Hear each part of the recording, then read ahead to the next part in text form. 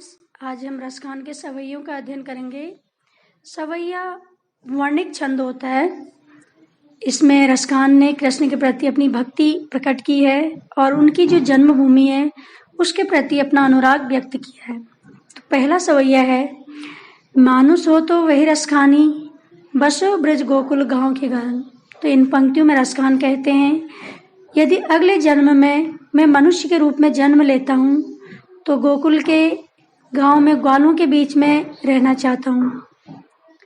जो पशु हो तो कहाँ बस मेरो, चरो नित नंद की धेनु मंझारन। यदि मैं पशु बनूं तो मेरा निवास नंद के गायों के बीच में हो, जिसको कृष्ण चराने लेकर जाते हैं। पाहन हो तो वहीं गिरी को, जो कियो हरि छत पुरंदर धारण। अगर मैं पत्थर बनूं तो उस पहाड़ का पत्थर बनूं जिसे भगवान ने अपनी उंगली पे धारण किया था। जो खग हो तो बसेरो करो, मिली कालिंदी कूल कदम की डारन।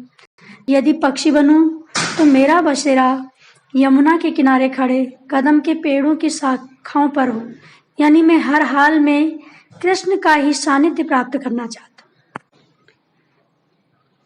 हूँ। दूसरे सवैये में कृष्ण से जुड़ी चीजों के प्रति अपना अनुराग व्यक्त करते हुए रसखान कहते हैं, या लकुटी अरु कामरिया पर राज तिहुपुर को तज डारो।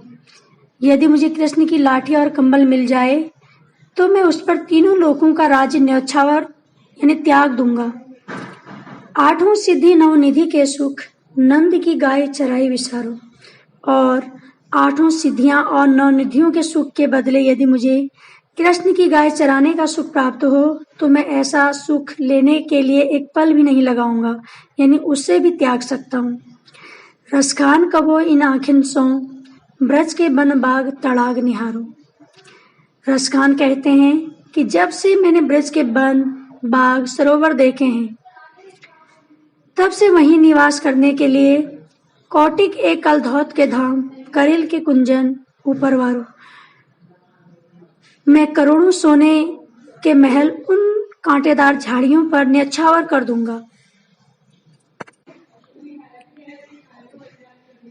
तीसरे सवैये में एक गोपी दूसरी गोपी से कृष्ण के रूप के बारे में बात करते हुए कहती है, मोर पखा सिर ऊपर राखी हूँ, गुंज की माल गरे पहरी। कह रही कि हे सखी, मैं तेरे कहने पर कृष्ण की तरह मोर पंख सिर पर पहन लूंगी और गले में गुंज की माला भी पहन लूंगी।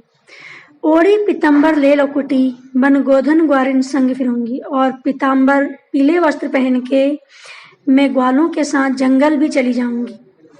भाव तो वो ही मेरी रसखानी, सो तेरे कहे सब स्वांग करूंगी। कह रही, हे सखी, मैं तेरे कहने पर कृष्ण के सभी रूप कर लूंगी। मुझे कृष्ण के सभी रूप बहुत अच्छे लगते हैं। या मुरली मुरलीधर की अधरान धरी अधरान धरूंगी, लेकिन मैं कृष्ण की मुरली को अपने होठों पे नहीं लगाऊंगी, क्योंकि यही मुरली मुझे कृष्ण से दूर करती है। यानी इन पंक्तियों में जो गोपियां हैं कृष्ण के प्रति मुरली के प्रति अपना सौतिया डाह प्रकट करते हुए मुरली को अपना स्वतंत्र समझती हैं। इनमें यमक अलंकार भी है। लास्ट सवैया है, कानिनी दे अंगूरी रवि हो, जब ही मुरली धुनि मंद बजे हो। इस सवैये में एक गोपी कहती है, कृष्ण जब बंसी की मधुर धुन बजाएंगे तो मैं अपने कानों में उंगली डालकर बंद कर लूंगी। मोहनी तानन सो रसखानी, अटा चढ़े गोधन गहे तो गहे। फिर भले ही वो कृष्ण ऊंची अटारी पर चढ़कर मुरली बजाएं तो मेरे ऊपर उनका कोई प्रभाव नहीं पड़ेगा। तेरी कहो सिगरे ब्रज लोगनी, काल है कोई कितनो समझो है। लेकिन थोड़ी सी भी मुरली की धुन मेरे कानों में पड़ गई तो हे ब्रजवासियों, मैं पुकार पुकार के कह रही हूँ, तो फिर मुझे कितना ही समझा लो तो मेरा जो कृष्ण के प्रति आकर्षण है वो कम नहीं होगा। फिर तो मुझे दोष मत देना। माही रे वाह मुख की मुस्कानी, सम्हारी न जहे न जहे। तो अपनी माँ से कहती हैं कि हे माँ, कृष्ण की मुख की मुस्कुराहट इतनी सम्मोहक है, इतनी प्यारी है कि उसके जादू से बचा नहीं जा सकता। और फिर मैं चाहकर भी अपने हृदय को बस में नहीं रख सकती। मैं कृष्ण की तरफ आकर्षित होती चली जाती हूँ।